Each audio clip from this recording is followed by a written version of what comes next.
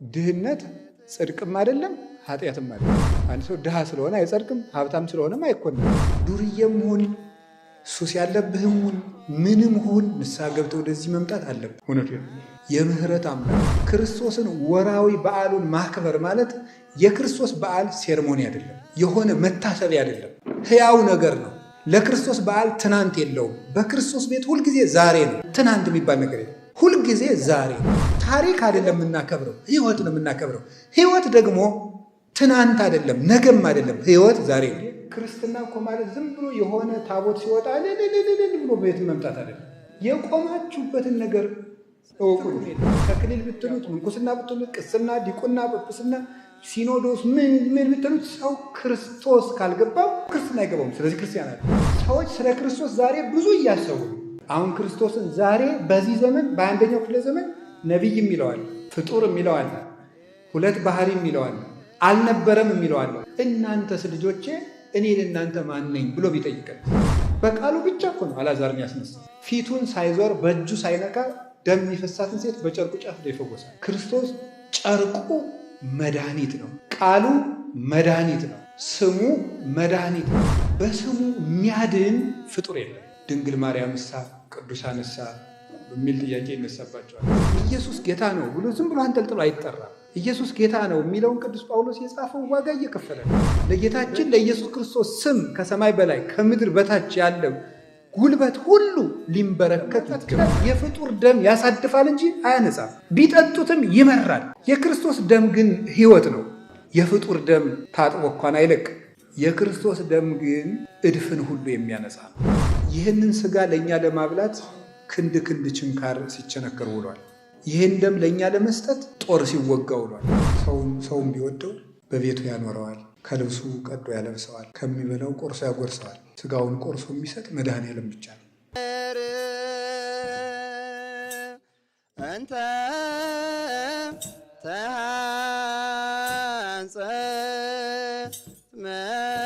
መልዕልተ ደብረ።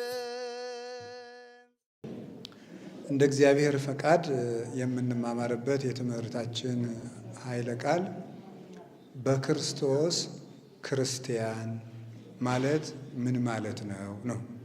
እስኪ በሉ ሁላችሁ በክርስቶስ ክርስቲያን በሉ። ማለት ምን ማለት ነው? ድገሙት። በክርስቶስ ክርስቲያን ማለት ምን ማለት ነው? ድገሙ። በክርስቶስ ክርስቲያን ማለት ምን ማለት ነው? ክርስቲያን ነን አይደለም? ስለዚህ ክርስቲያን ማለት ምን ማለት ነው? እሱን እንድናውቅ ነው። አንድ ሰው በሕይወት ዘመኑ ሰውን ከእንስሳት ከአራዊት የሚለየው የሚያደርገውን ነገር በማወቁ ነው። ሌሎቹም የሚያደርጉትን አያውቁ። እኛ ግን የምናደርገውን የምናውቅ መሆናችን ሰውን ትልቅ ፍጡር የሚያሰኘው አስቦ የሚያደርግ አስቦ የሚኖርና አስቦ የሚናገር በመሆኑ ነው። አስበን የምንኖረው እና ስናደርግ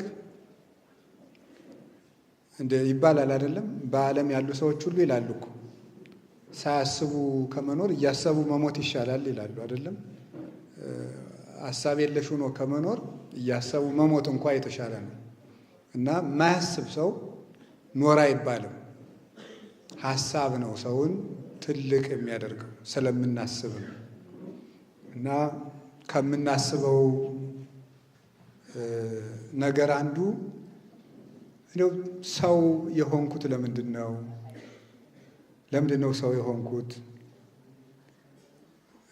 አንድ ሰው እንዲህ ብሎ ይናገራል። ሰው ከሌላው ፍጡር ተለይቶ ሰው የሚሰኘው እነዚህን 3 ጥያቄዎች ሲያውቅ ነው ይላል። የመጀመሪያው እኔ ማን ነኝ ብሎ ማወቅ አለበት። እኔ ማን ነኝ? ይህን ማወቅ አለበት።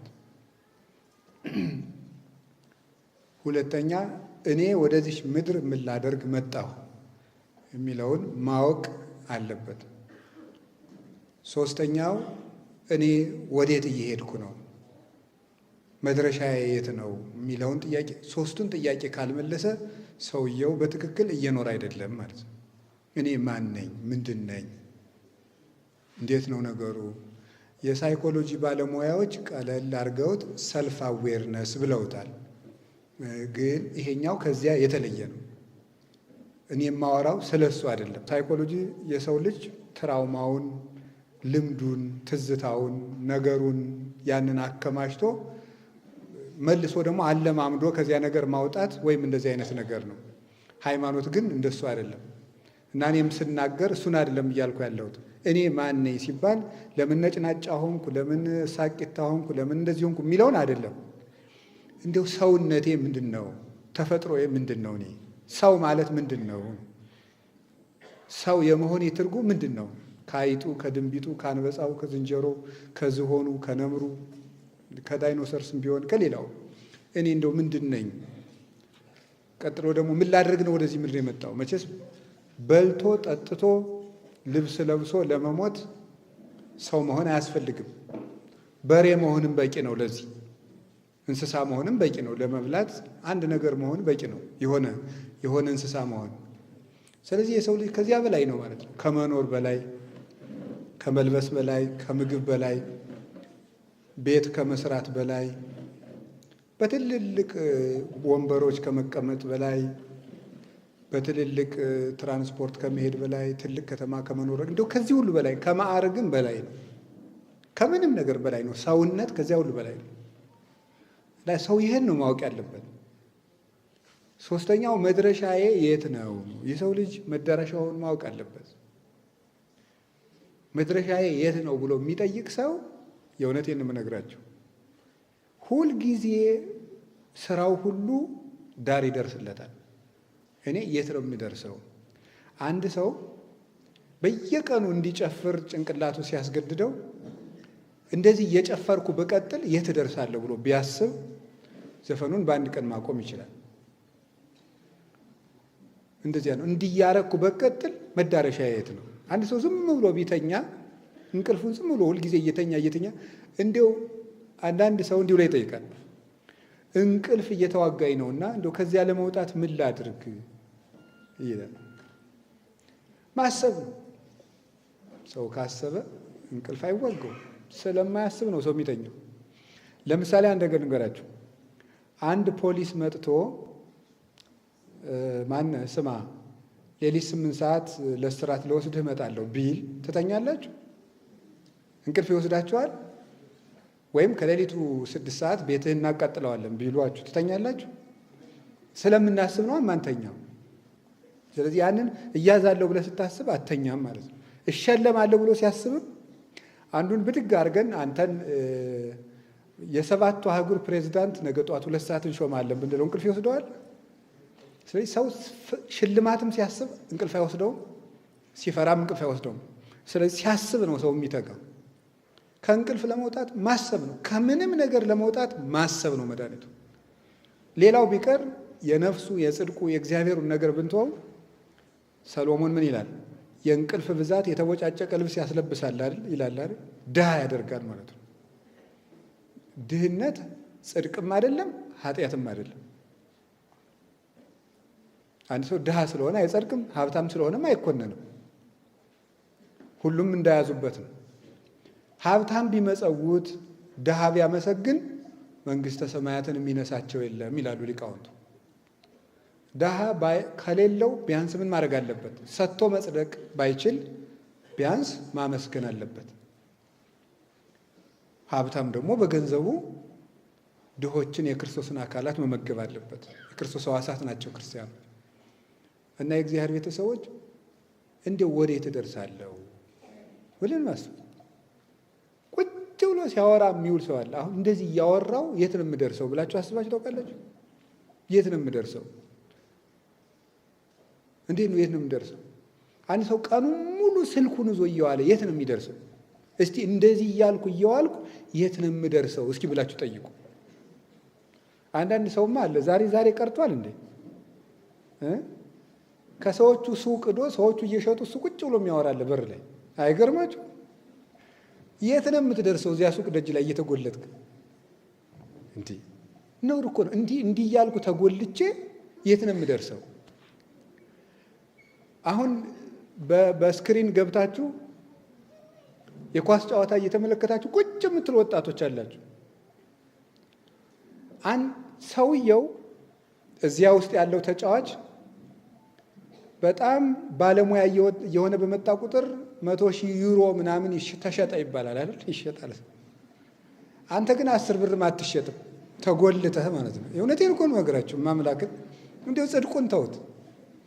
እንዲህ ሰውየው ያንተን አይን እያጠፋ በስክሪን ብዙ ሺህ ዩሮ እየተሸጠ ብዙ ሺህ ዶላር እየተሸጠ ነው።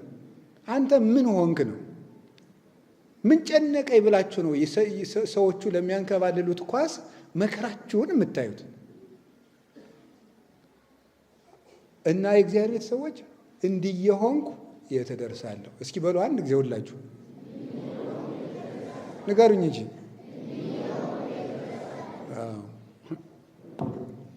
እድሜ ቀላል መስሏችኋል? አንብቡ፣ አናነብ፣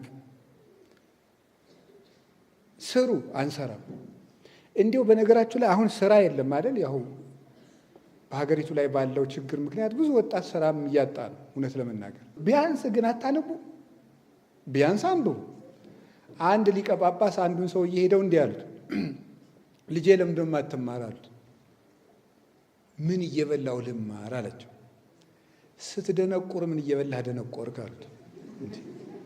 እውነቴን እኮ ነው። ሳይማር ሲውልም እኮ ይበላል አይደል?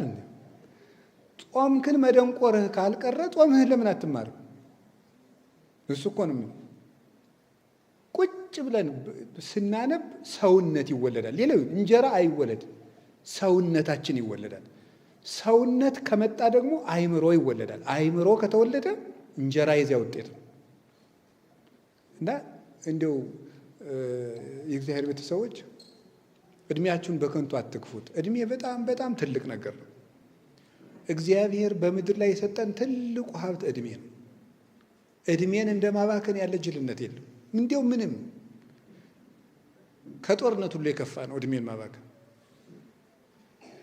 ጅል ሰው እኮ የሁከት ምንጭ ነው ታውቃላችሁ። ጅልነት የሚመጣው ደግሞ እድሜን በአግባቡ በአይምሮ ካለመከናወን ነው። ቁጭ ብላችሁም አስቡ፣ እየሄዳችሁም አስቡ፣ ተኝታችሁም አስቡ። ግን የምታስበው ምንድን ነው? የምናስበው ደግሞ ስናነብና ስንማር ነው። ለነገሩ አሁን ኢትዮጵያ ውስጥ ስታዩ ማት በእያንዳንዱ ከተማ ማት ጭፈራ ቤት አለ። ላይብረሪ ግን 5 አይሞላም። ትልቅ ከተማ ላይ የህዝብ ላይብረሪ ብዙ የለም። እኛ ሀገር ብቻ ሳይሆን ብዙዎቹም ላይ የለም። የሚያጠፋው ይበዛል፣ የምንለማበት ጥቂት ነው። ግን እድሜያችን እንጠቀም። አይምሮ በጣም ትልቅ የደስታ ከተማ ነው። እውነቴን ነው። እንደ ልብ ያለ የደስታ ምንጭ የለም። ውጭ ላይ የሚገኙ ደስታዎችን ከማሳደድ እዚህ ውስጥ የሚፈልቀውን ማንም የማያደርቀውን ምንጭ መቆፈር ይበልጣል። ሰው የደስታ ውሃ መጠጣት ከፈለገ የሚቆፍረው ምንጭ ልቡ ነው። ውጭ ላይ ቆፍሮ የሚጠጣው የደስታ ውሃ የለውም የሰው ልጅ። ምክንያቱም እነዚያን ምንጮች የሚቀዷቸው ብዙ ሰዎች አሉና፣ የራሱን ግን የሚሻማበት የለም። አለቃም የለውም ለአይምሮ፣ ለልብ ጌታ የለውም። ለእጅ ለእግር ጌታ አለው፣ አለቃ አለው፣ ገዥ አለው። ለልብ ግን ገዥ የለውም። የልብ ገዥ እግዚአብሔር ነው። ልብ ሲገዛ ከልብ ሰላም ይመጣል። እና የእግዚአብሔር ቤተሰቦች እንዲሁ እኔ ማን ነኝ? ምን ላደርግ መጣሁ? ወዴት እየሄድኩ ነው ብሎ መጠየቅ ይገባል። እስኪ እኔ ማን ነኝ በሉ። ቀጣዩ ጥያቄ ምን ላደርግ፣ ከዚያስ ወዴት እየሄድኩ ነው? ሶስቱን ጥያቄዎች ለመመለስ አለብን። ከነዚያ 3 ጥያቄዎች አንዱ እኔ ማን ነኝ ብላችሁ ጠይቁ። እስኪ አንድ ይበሉ። መልስ ክርስቲያን ነኝ በሉ። በጣም ጥሩ። ስለዚህ ክርስቲያን መሆናችንን ለምን እንደሆነ ማወቅ አለብን ማለት ነው። ያ ምሁር አጥንቶ ሰው የሚባለው 3ቱን ጥያቄ ሲመልስ ነው አለ። ስለዚህ ከ3ቱ ጥያቄዎች እኛ እኔ ማን ነኝ? ክርስቲያን። ክርስቲያን ማለት ምን ማለት ነው? እሱ ነው ልነግራችሁ የምንፈልገው። ክርስቲያን ማለት ምን ማለት ነው? ክርስቲያን ማለት አንድ 5 ትርጉሞች ይኖሩታል። ክርስቲያን ማለት የክርስቶስ ማለት ነው። ክርስቲያን ማለት የክርስቶስ ማለት ነው።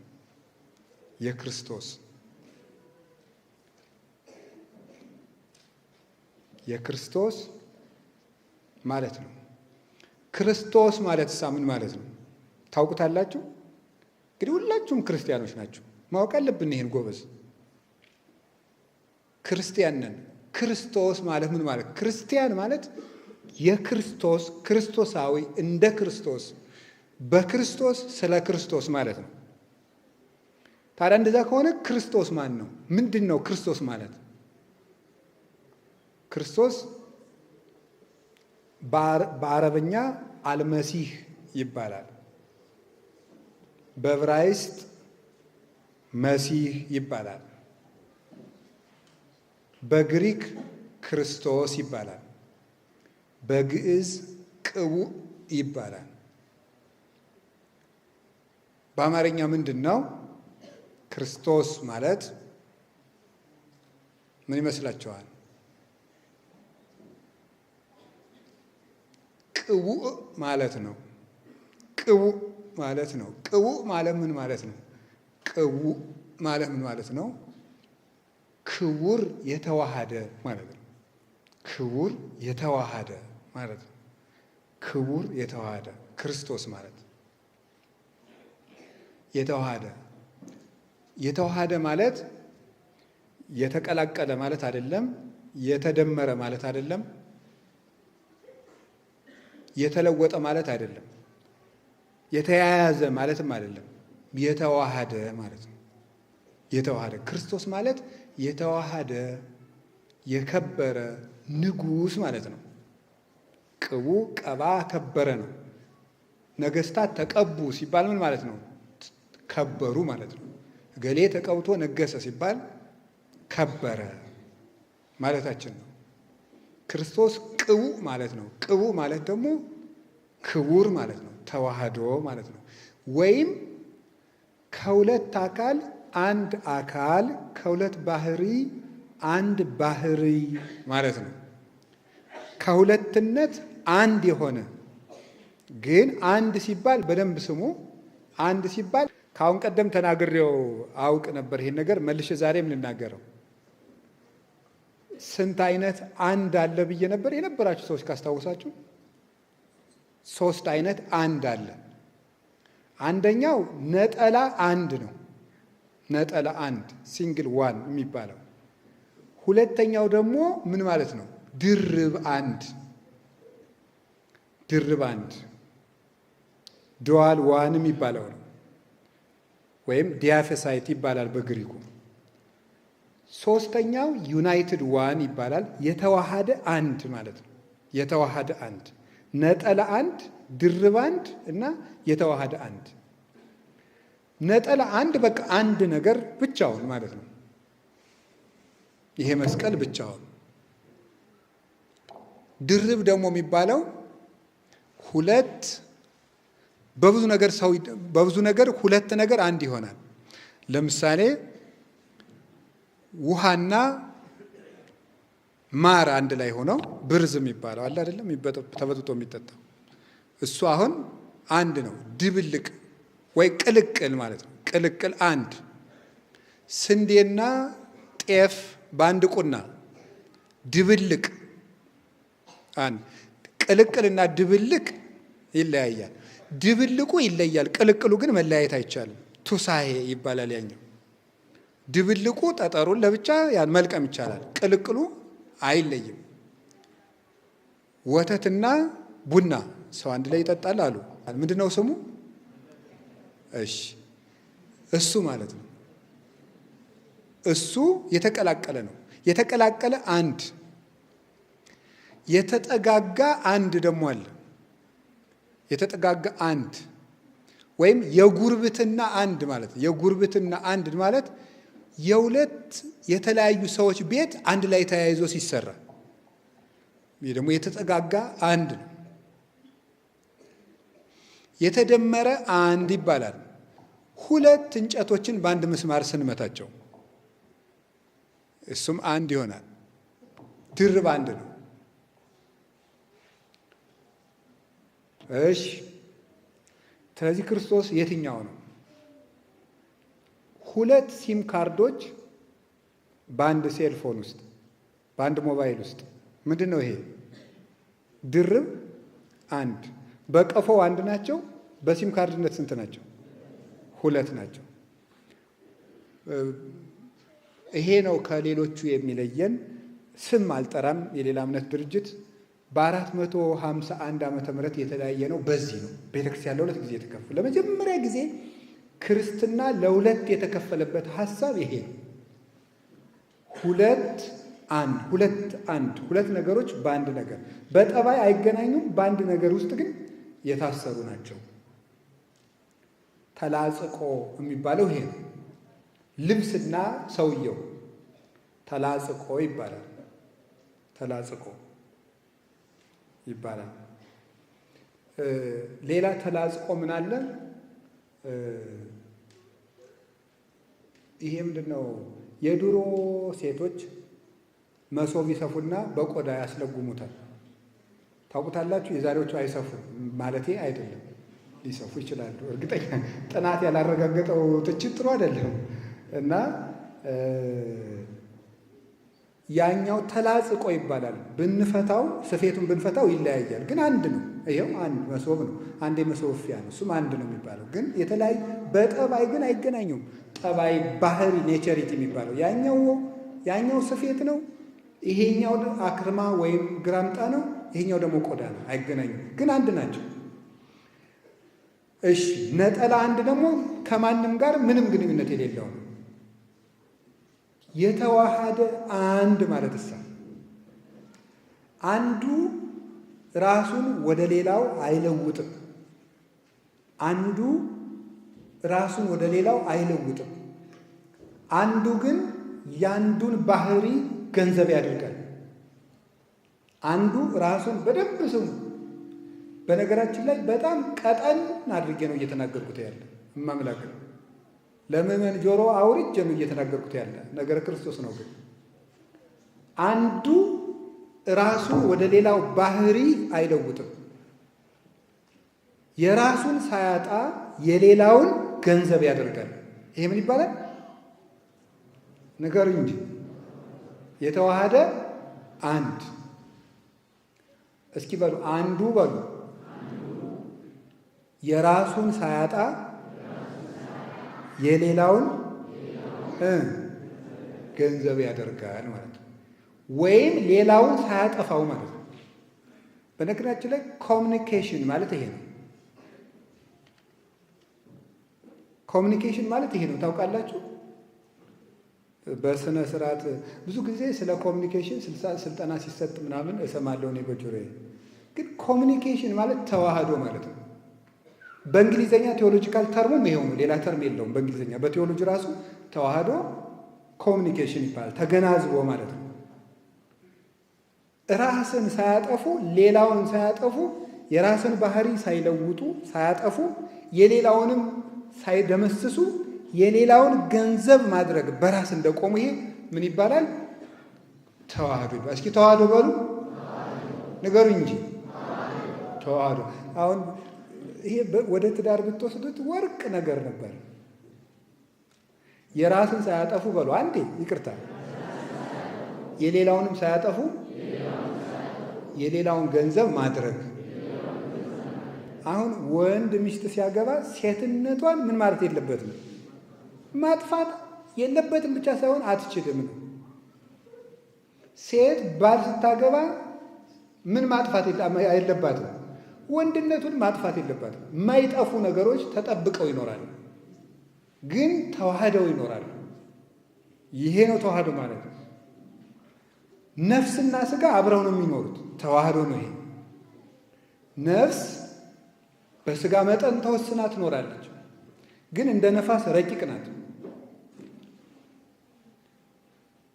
ስጋ በነፍስ ያስባል። አንድ ሰው አሁን እግሬን ድስስ ቢያደርገኝ እሰማለሁ፣ ይሰማኛል ጭንቅላቴ ድረስ። ለምን የሚሰማኝ? ነፍስ አለ አይምሮዬን የሚያንቀሳቅስልኝ ከእግሬ ላይ ያረፈው ነገር ምን እንደሆነ ጭንቅላቴ ተርጉሞ እንዲነግረኝ የምታደርግ ነፍስ አለች። ስለዚህ እሰማለሁ። ስጋ የነፍስን ገንዘብ ያደርጋል፣ ነፍስ የስጋን ገንዘብ ያደርጋል። አንድ ነገር እንገራችሁ፣ ሰውየው ግን ምን አይደለም? ሁለት አይደለም። ስንት ነው? ነገሩኝ እንጂ አንድ ነው። ግን አልተቀላቀሉም። አንዱ አንዱን ሳያጠፋው ብያቸው። ስጋ ነፍስን አያገዝፋትም፣ ነፍስ ስጋን አታረቀውም። ወደ ሁለትነት ደግሞ አይከፈሉም። ሰውን ልብ ብላችሁ ስሙ። ነፍሱን ብቻ ሰው አንለውም። ሰውን ስጋውን ብቻ ሰው አንለውም። ሰው የምንለው ማንን ነው? የተዋሃደውን ነው። እስኪ አንድ ጊዜ ላስብላችሁ። ይሄንንም ጥሩ ነው። አንደኛ እንቅልፋችሁም እንዳይመጣ ትምህርቱም ጠጠር ያለ ስለሆነ እንቅልፍ ያመጣል። እውነት ለመናገር እግዚአብሔር በሆነ ጊዜ ለሆኑ ሰዎች እንጀራ ሰጥተው ብል ግን እንቅልፍ አያመጣም። ሰጥቶ ነበር የሚለው ይሄ ቀለል ያለ ስብከት የሚባለው ማለት ነው። እና ያ ማለት ምዕመናንን እግዚአብሔር ያበላል ይጠጣል ብሎ ጭንቅላታቸውን መስቀል ነው። ግን አንዳንድ ቀን አጥንት መቆርጠምም መልመድ አለብን። ሁልጊዜ ወተት እየተጋትን ፍትፍት እየጎረስን ልጁንን መቅረት አለብን፣ መብሰል አለብን። እሺ ከቃሉ ጋር ናችሁ? ሰውን በሉ ነፍሱን ብቻ ምን አንለው? ሰውን ስጋውን ብቻ ምን አንለው? ሰው የሚባለው ምኑ ነው? የተዋሃደው በሉ እስኪ ነፍስ በሉ ስጋን አታረቀውም። ስጋ ነፍስን አያገዝፍም። ሁለት ግን አይደሉም፣ አንድ ሰው ይባላል እንጂ። ቅዱስ ቄርሎስ ደግሞ እንዲህ ያምናል ወደ ክርስቶስ ያመጣው እይደለወኒ እስምዮ ለቃለ እግዚአብሔር ክርስቶስ ዘይንበለ ትስብእት ወኢ ለትስብእት ዘይንበለ ቃል። አካላዊ ቃልን ከስጋ ለይቼ ክርስቶስ ብዬ አልጠራውም ይላል። አካላዊ ቃልን ድርሳነ ቄርሎስ ምዕራፍ 20 ላይ አካላዊ ቃልን ከስጋ ለይቼ ክርስቶስ አልለውም፣ ስጋን ያለ ቃል ክርስቶስ አልለውም። ሰማችሁ? ሰማችሁ? እስኪ በሉት እንዲህ እነዚህ እነ ፊዚክስ እነ ኬሚስትሪ የሚባሉ ከባድ ትምህርቶች አሉ አይደለም? እና መምህሩ ገብቷችኋል ሲል መልሱ ምንድን ነው? አዎ። ለምን? የቱ ነው ያልገባ ብንባልስ ከመነካካት ገብቶኛል ይሻላል አይደለም? እንደዛ ነው የምንለው ብዙ ጊዜ። እሺ ሰማችሁኝ? እሺ ነፍስን በሉ ያለ ስጋ ምን አንላትም? ስጋን ያለ ነፍስ ምን አንለው? አሁን ወደ ክርስቶስ ተርጉሙት ውሰዱና ቃልን በሉ ያለ ስጋ ምን አንለው? ክርስቶስ። ስጋን ያለ ቃል ምን አንለው?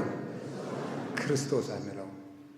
ክርስቶስ ማለት ስግው ቃል ማለት ነው። ሰው የሆነ ቃል፣ ሰው የሆነ አምላክ በተዋህዶ የተገለጠ ንጉሥ ማለት ነው። ክርስቶስ ማለት ይሄ ነው። ከቃሉ ጋር ናችሁ? አሁን ገብቷችኋል አይደል? እሺ ክርስቶስ ማለት ምን ማለት ነው?